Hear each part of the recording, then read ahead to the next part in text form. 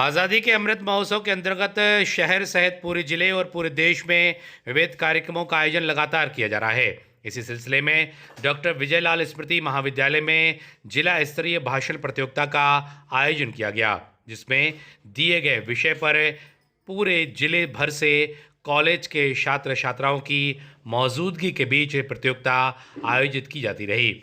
आयोजन के दौरान बड़ी संख्या में जहां कॉलेज से आए प्रतिनिधि और बच्चे उपस्थित थे, तो वहीं प्राध्यापकों की भी बड़ी संख्या में उपस्थिति नजर आई।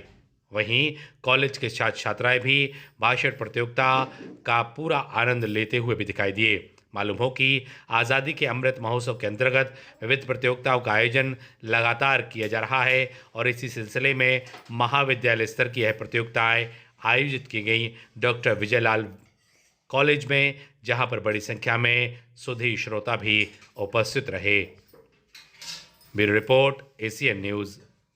साहित्य में लिखते हैं कि कोई भी राष्ट्र इसलिए महान नहीं बनता कि उसकी पार्लियामेंट में बड़े बड़े बिल पास कर दिए गए हैं, पर इसलिए महान बनता है कि उसके नागरिक महान हैं।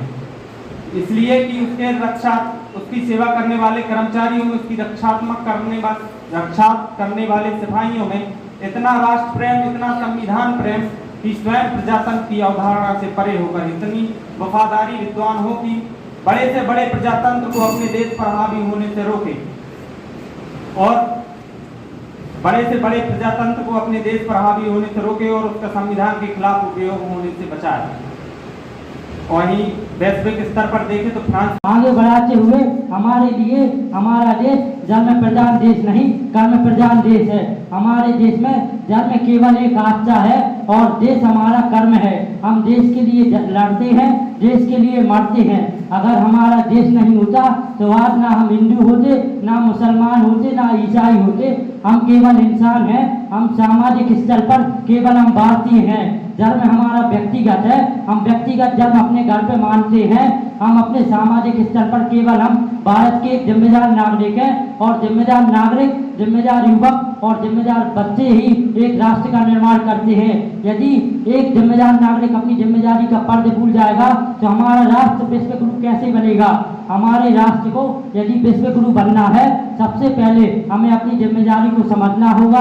अपनी जिम्मेदारी को आगे बढ़ाते हुए राष्ट्र निर्माण में अपने विचार रखने होंगे।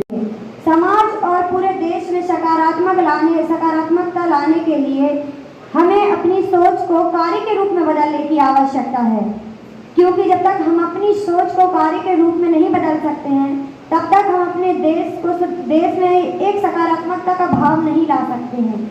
इसलिए हमारी आपसे यही गुजारिश है कि जो भी हमारी सोच है उनको एक अच्छे तरीके से कार्य के रूप में बदलने की कोशिश करें, क्योंकि जो हमारे मौलिक कर्तव्य हैं वो देश हित के लिए बहुत ही महत्वपूर्ण है। धन्यवाद। जय हिंद, जय भारत। आज़ादी के अमृत उत्सव के अंतर्गत आज जिला स्तरीय भाषण प्रतियोगिता का आयोजन किया गया है, जिसका विषय है भारतीयों का कर्तव्य बोध।